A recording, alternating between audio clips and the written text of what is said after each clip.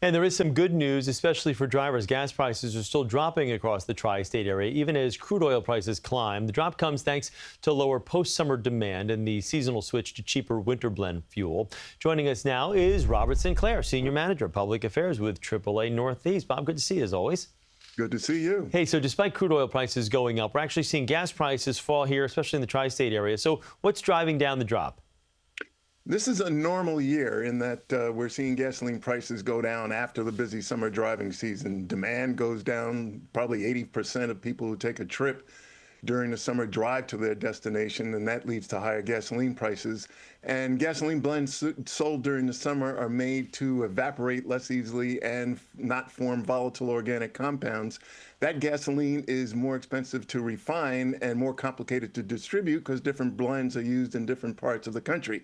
So at the end of the summer driving season, usually signaled by Labor Day, we see demand go down in the switch in mid-September to winter blends of gasoline, which are cheaper, and that's what's happening now. All right, so tell me, let's talk historic prices here. So prices right now below $3 a gallon in many parts of the area here in the tri-state, at least, well, in New Jersey, I should say, not necessarily New York so much. How unusual is this compared to past years? It's probably been since 2021 that we've seen gasoline prices at or below $3 a gallon. And that is a significant figure for a lot of people. We've done a couple surveys of drivers asking what the pain point was for the price of gasoline, the most recent in 2023. And in both cases, 40% of drivers said $3 a gallon was the pain point, that at that price they would have to cut back on driving, they'd cut back in other areas of the family budget, put off making a major purchase like an appliance, not eat out, those sort of things.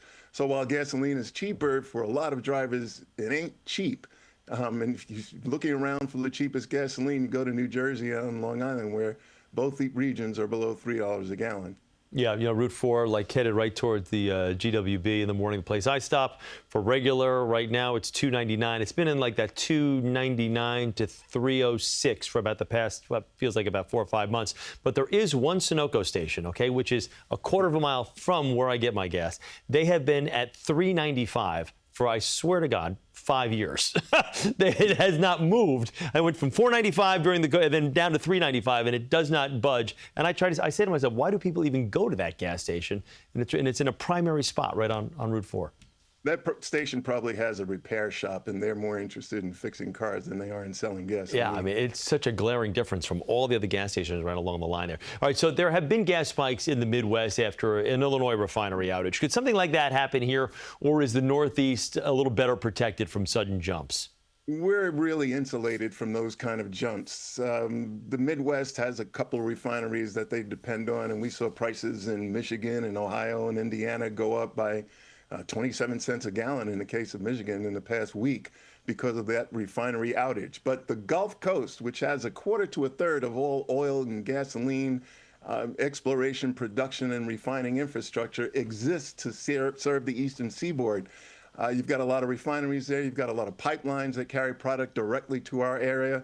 And if you drive south on the New Jersey Turnpike from New York City, you look to your right and you'll see a refinery and you'll see big storage tanks that say Colonial. Those are the terminus points for the Colonial pipeline that carries a lot of product, crude oil and finished gasoline and home heating oil and diesel fuel up to our area and comes directly to us. So we're really insulated from one particular facility going offline.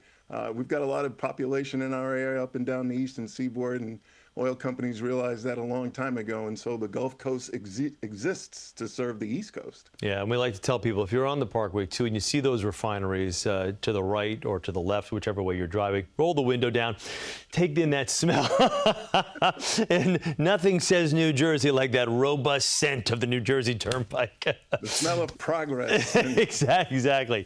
Future, onward and upward. Robert Sinclair, Senior Manager of Public Affairs with the AAA Northeast. Thanks so much. Good to see you. Thanks very much. All right, for more on this story, you can head to cbsnewyork.com.